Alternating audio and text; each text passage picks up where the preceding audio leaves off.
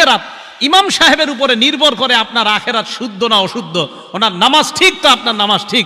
ইমাম সাহেব সামনে দাঁড়ায়, আপনার আখেরাতের পুরো দায়িত্বটা নিয়ে ইমাম সাহেব সামনে দাঁড়ায়। কিভাবে এরকম কিপটামি আর কৃপণতা করেন যে ওনার বেতন বাড়াইতে গেলে 7 দিন আর 15 দিন মিটিং করেন? আপনার তো লজ্জা থাকা দরকার। যার আখেরাত নির্ভর করছে যে ইমামের উপর, ওনার ব্যাপারে মিটিং করতে হবে কেন? আমি খুব লজ্জা পাই এই বিষয়গুলো।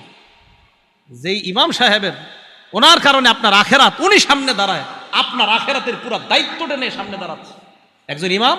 হ্যাঁ, আপনি জানেন আমি সামনে সাধারণত ভয়ে দাঁড়াইতে চাই না, সামনে যে দাঁড়াই না কেন, পিছনে হাজার হাজার মানুষের দায়িত্ব এটা।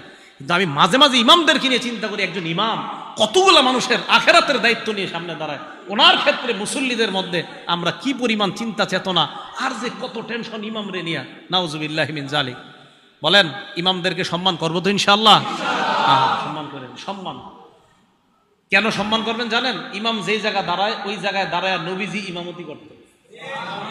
হ্যাঁ বলেন, ইমাম যেই